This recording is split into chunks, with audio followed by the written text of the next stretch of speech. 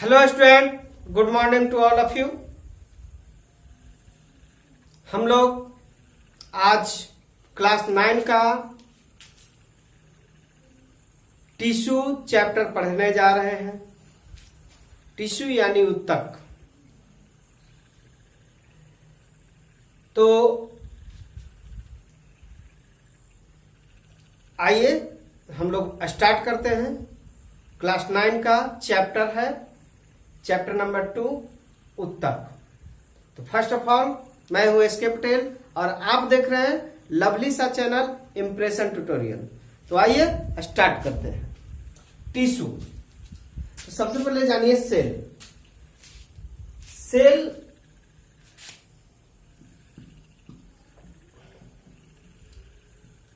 यानी कोशिका।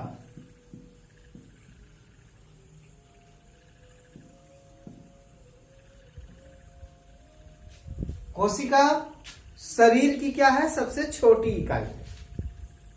और कोशिकाओं के मिलने से ऊतक का निर्माण होता है, टिश्यू का निर्माण होता है।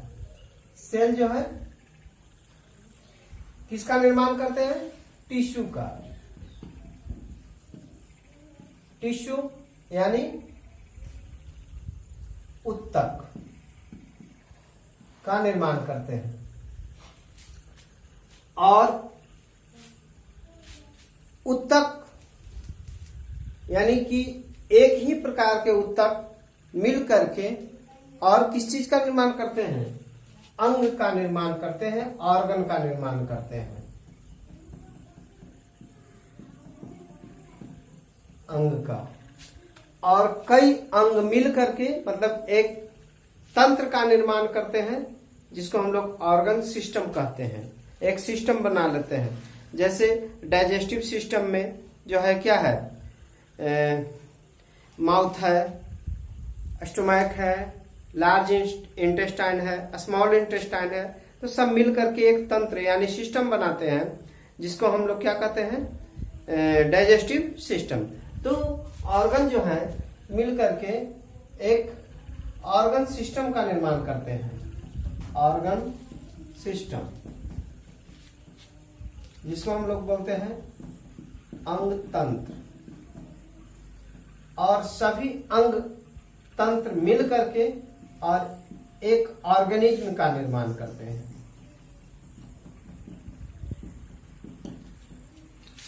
तो किसी भी ऑर्गेनिज्म की जो सबसे छोटी इकाई है उसको हम लोग क्या कहते हैं? सेल कहते हैं।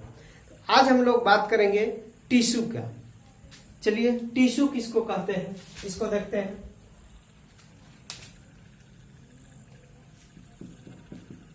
टिश्यू यानी ऊतक।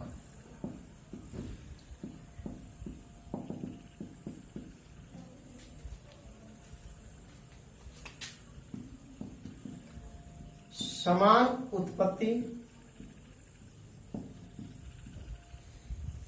रचना एवं कार्य।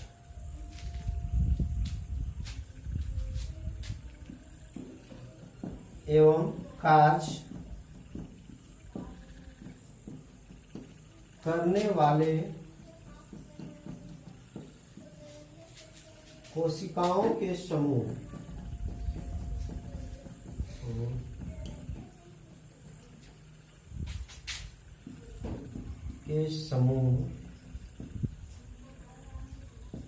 को ऊतक कहते हैं।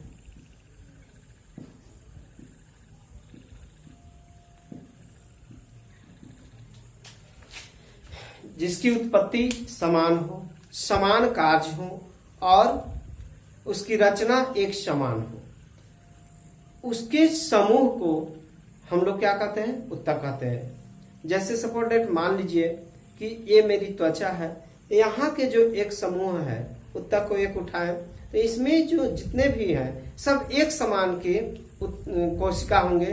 इनका उत्पत्ति भी समान होगी और रचना भी समान होगी। ऐसा नहीं कि एक हाथ की त्वचा ले लें, एक गाल की त्वचा ले लें, एक किडनी की ले लें, एक लीवर की ले लें और सबको मिला दें। ऐसा नहीं होना चाहिए। एक समान क्या होना चाहिए? जिसकी रचना समान होनी चाहिए, उत्पत्ति समान होनी चाहिए, नहीं तो ऐसे कोशिकाओं के समूह को हम लोग क्या कहते हैं, उत्तक कहते हैं। और कोशिका के जो अध्ययन करते हैं उसको हम लोग क्या कहते हैं, उसको हम लोग हिस्टोलॉजी कहते हैं। तो उत्तक के अध्ययन को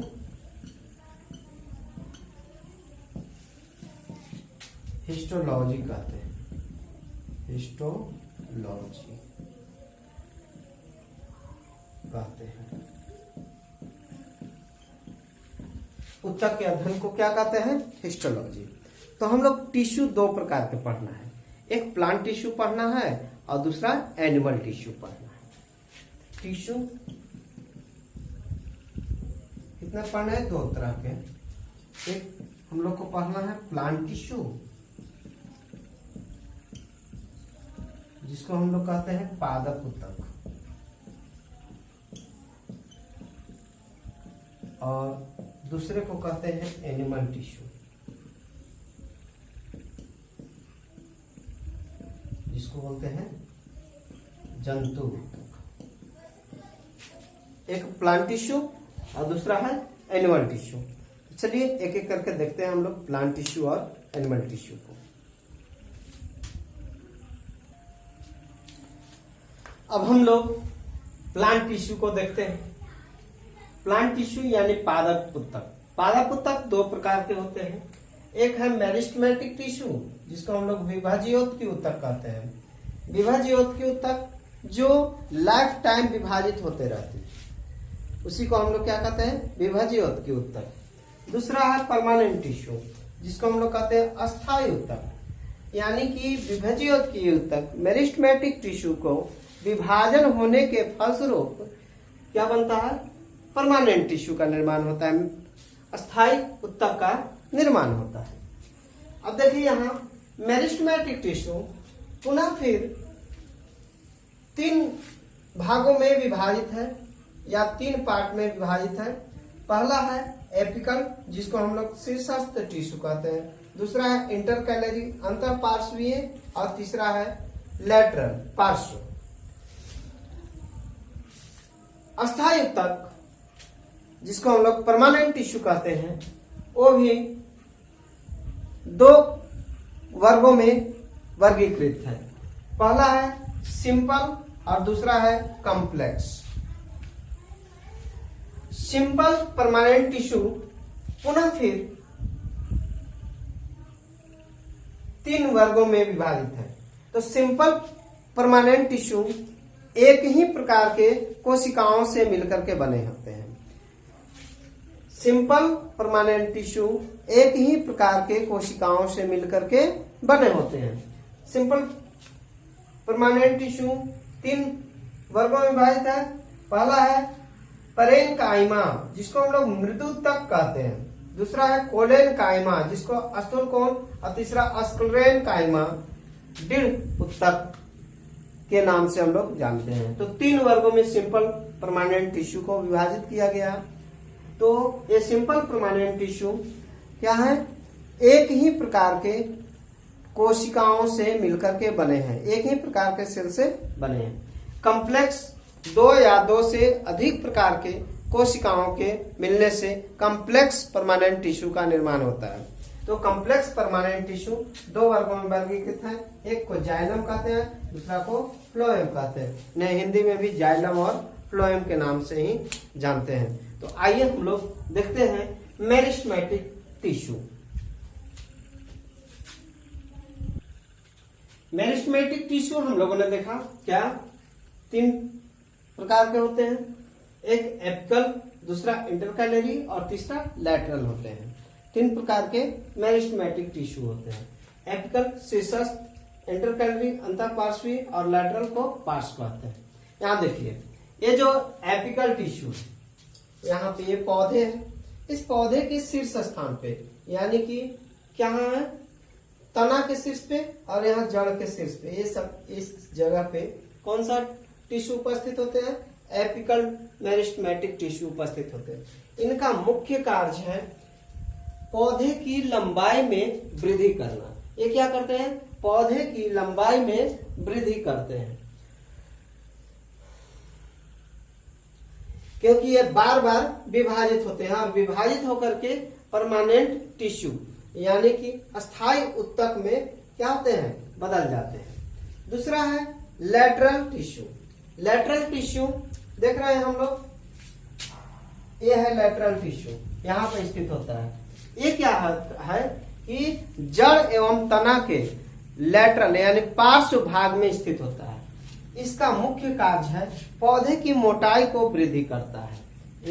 ये क्या करता है? पौधे की मोटाई यानी चौड़ाई या मोटाई को हम लोग कह सकते हो, उसको क्या करता है? ये वृद्धि करता है तथा भोजन को संवहन करके स्टोर करके रखता है। कौन? Lateral meristematic tissue. तीसरा है आपका इंटरकैलरी टिश्यू। ये जो है यहाँ पे, ये देखिए यहाँ पे ये पत्ती है या टहनी है, तना है ना। तो ये जहां से टहनी तना निकलता है इसको हम लोग नोड यानी पर्व कहते हैं। तो ये क्या होते हैं? दो पर्व के बीच में यानी यहाँ पे स्थित होते हैं, है ना। इसकी लंबाई की वृद्धि के लिए ये कौन सा टिश्यू जिम्मेवार होते हैं? इंटरकैलरी टिश्यू जिम्मेवार होते हैं। कौन सा टिश्यू जिम्मेवार होते हैं? Intercalary tissue. तथा नए नए तना, चूंकि नए तना उगते हैं ना, तो वो नए तना उगाने के लिए कौन जिम्मेवार होते हैं? Intercalary tissue. तो आप लोगों ने देखा कि मेरिस्टेमेटिक टिश्यू 3 वर्गों में विभाजित है और वे कहाँ कहाँ स्थित है और उनका कार्य क्या है। तो धन्यवाद। नेक्स्ट परमानेंट टिश्यू हम लोग अगले वीडियो में पढ़ेंगे। धन्यवाद।